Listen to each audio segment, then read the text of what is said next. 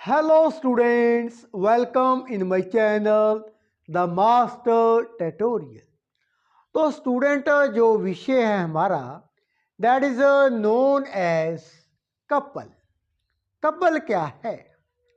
तो मैं एक एग्जाम्पल के थ्रू इस टॉपिक को डिस्कस करने जा रहा हूँ। ये मेरे पास एक बॉटल है। अब इस बॉटल का मैं जो ढक्कन है उसे ओपन करने जा रहा हूं। तो क्या कर रहा हूं?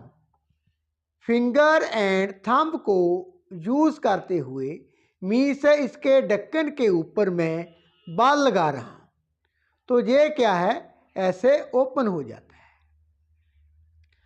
अब जब मैंने इसके ऊपर बल लगाया है तो ये जो बॉटल है आपने देखा होगा इसमें ट्रांसलेशनल मोशन प्रोड्यूस नहीं हुआ। ओनली कौन सा मोशन प्रोड्यूस हो रहा है ढक्कन के ऊपर? Rotational motion. तो अगेन आप देखें, थंब एंड फिंगर की मदद के साथ मैं इसका लेड ओपन कर रहा हूं।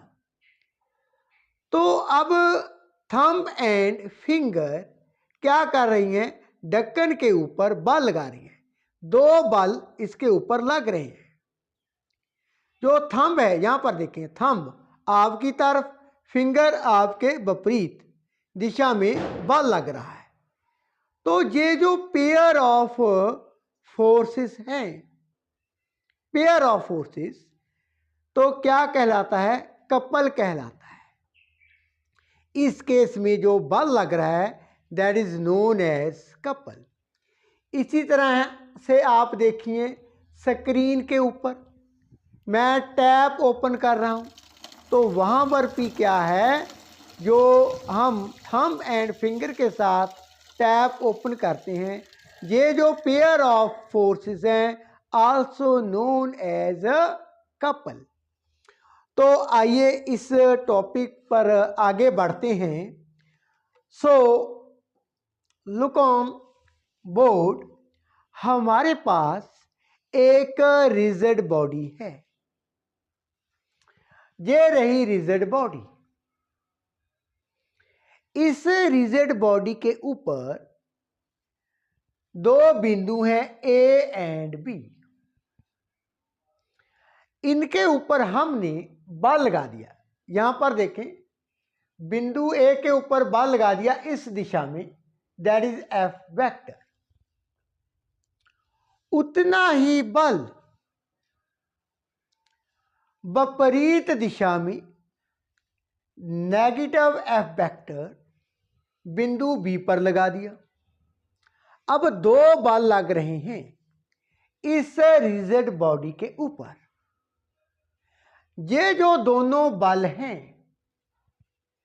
इनकी मात्रा तो सेम है, लेकिन ये जो फोर्सेस हैं ये अनलाइक पैरेलल फोर्सेस है। अब अनलाइक पैरेलल फोर्सेस का क्या मीनिंग है? अनलाइक मीन्स इनकी डायरेक्शन विपरीत है दोनों की, लेकिन ये क्या है? दोनों क्या है? पैरेलल हैं। ये क्या है? पैरेलल हैं। बल तो पैरेलल है लेकिन अनलाइक पैरेलल है। अनलाइक पैरेलल मीन्स इनकी दिशा क्या है? विपरीत है। अब ये जो बल है इस रिजिड बॉडी के ऊपर इस तरह से लग रहा है।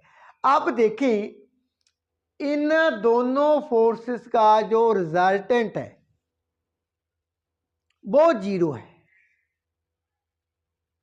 दोनों अनलाइक पैरेलल है।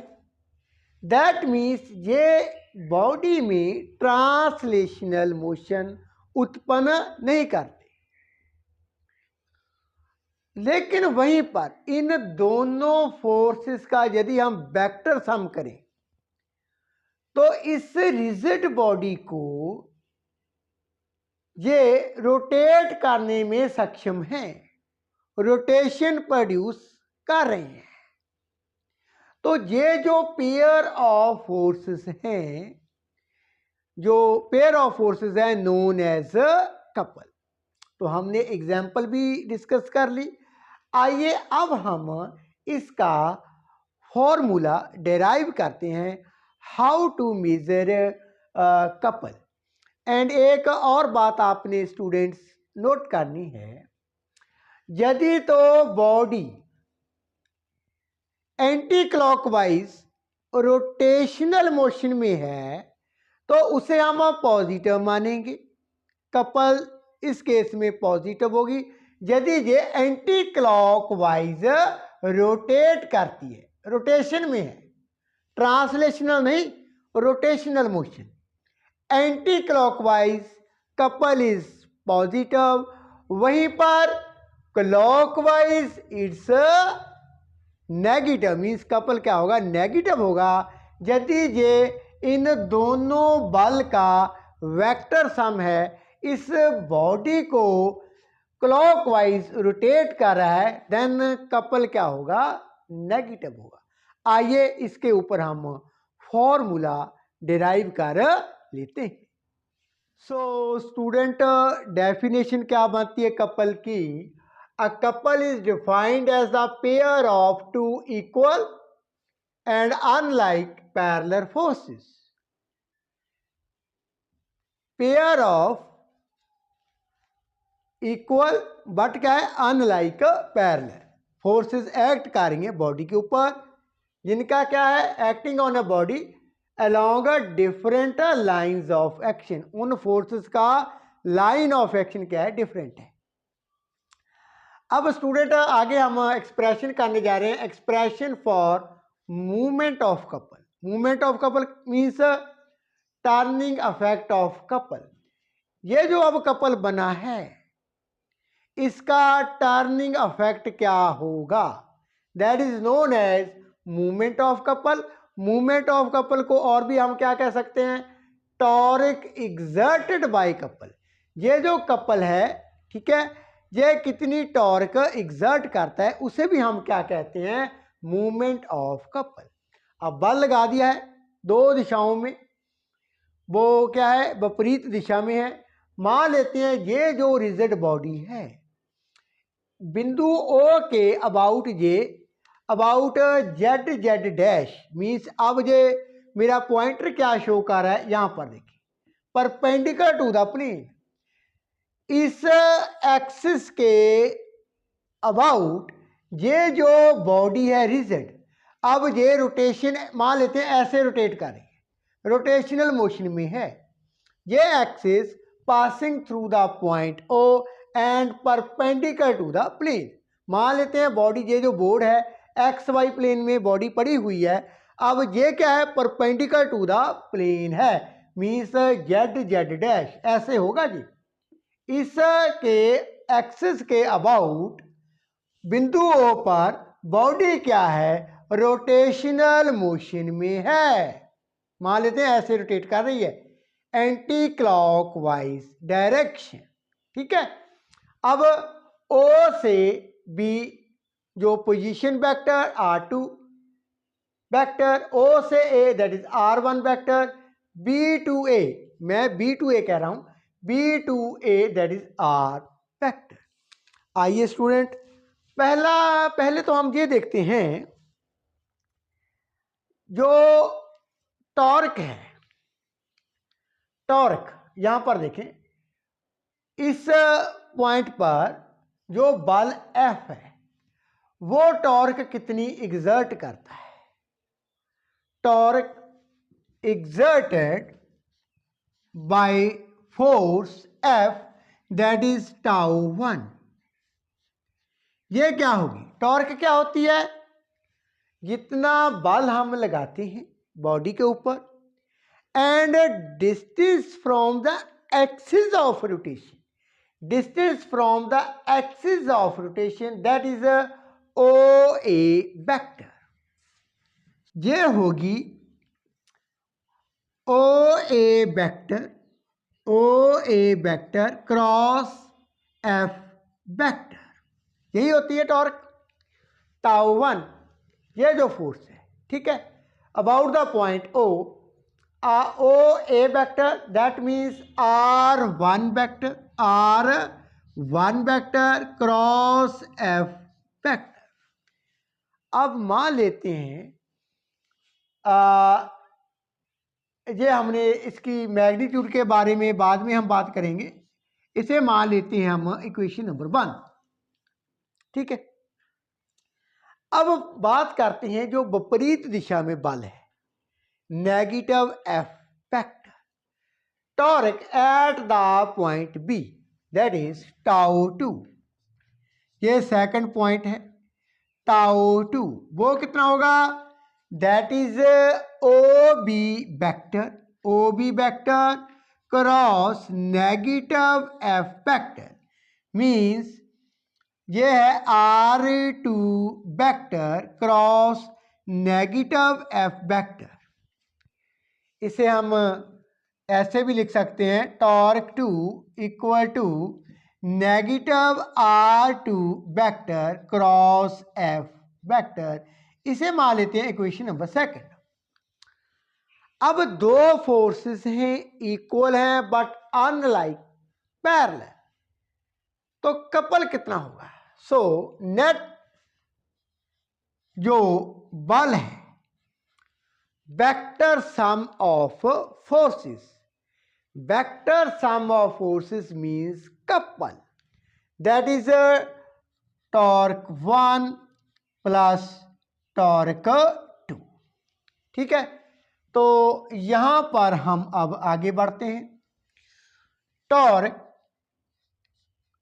अब देखिए यहां पर R1 vector cross F vector plus negative R2 vector cross F vector. और कैसे लिख सकते हैं, R1 vector minus R2 vector, इसे क्रॉस F वेक्टर.